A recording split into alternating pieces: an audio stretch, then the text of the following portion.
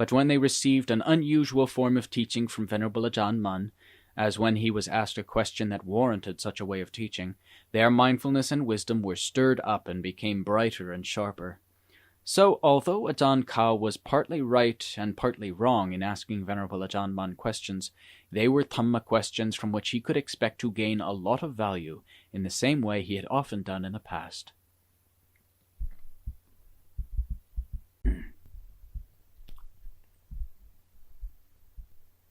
Dhamma principles in the heart.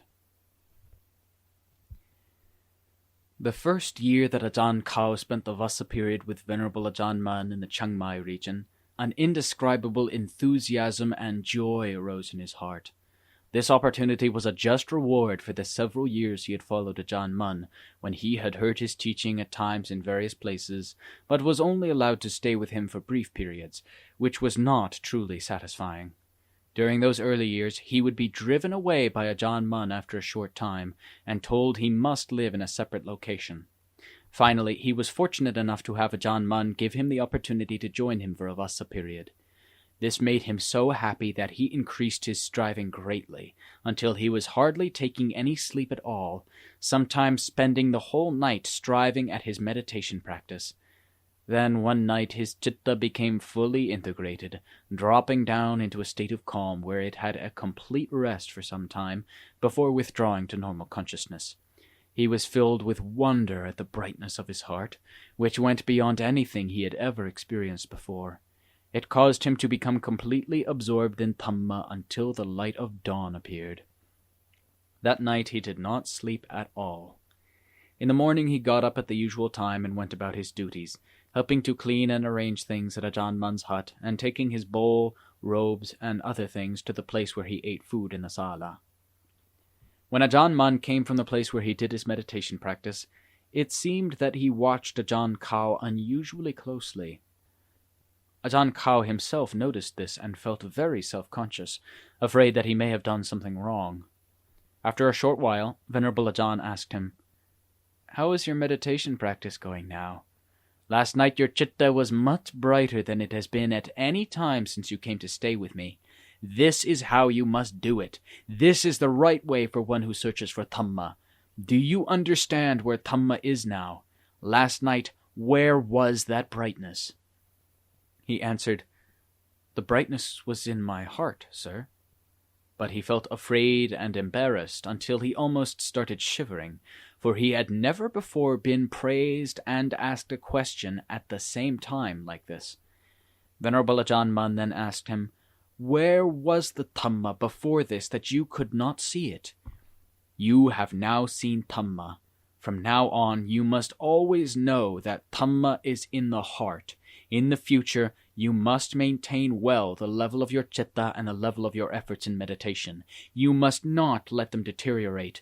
This is the ground of the chitta, the ground of the Dhamma, the ground of your faith in Dhamma, and the ground of the path, fruition, and nibbana. All of them are just there. You must be confident and resolute in your striving if you want to transcend dukkha.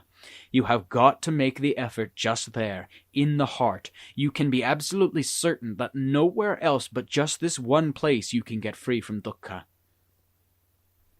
You must not grope around blindly in your practice, for you are no longer blind, so there is no need to do so.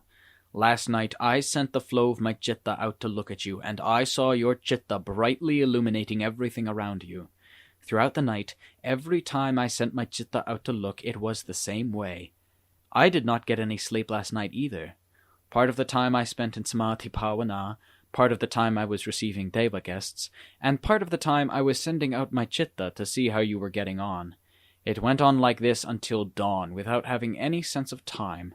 As soon as I came out of bhavana, I had to ask you about it, because I have always wanted to know about my fellows in Dhamma. Was it peaceful? Was it blissful that time?"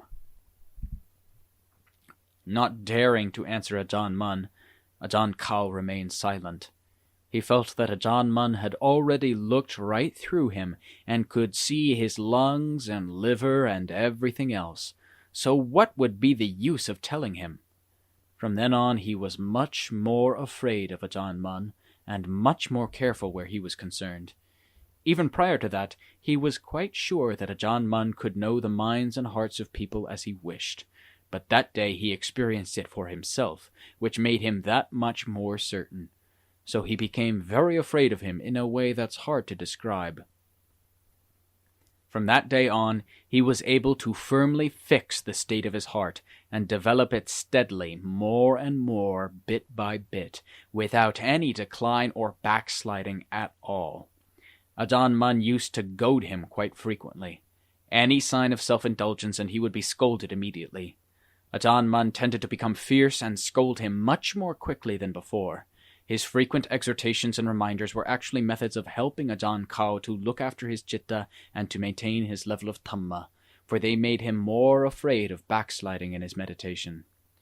From that time on, he continued to spend the Vassa period with Ajaan Mun each year. After each Vassa, he went out wandering in order to practice the way in places where he found it to be suitable for striving. Ajaan Mun would also go off wandering, but in a different direction so as to be on his own. He did not like wandering in the company of other bhikkhus, so the bhikkhus all went out in different directions, each as he felt inclined. But whenever some internal problem arose in their hearts, they would make for Ajaan Mun in order to ask for his advice. Each time he would explain the answer and clear up the problem. Venerable Ajaan Khao's efforts in meditation continued to progress steadily.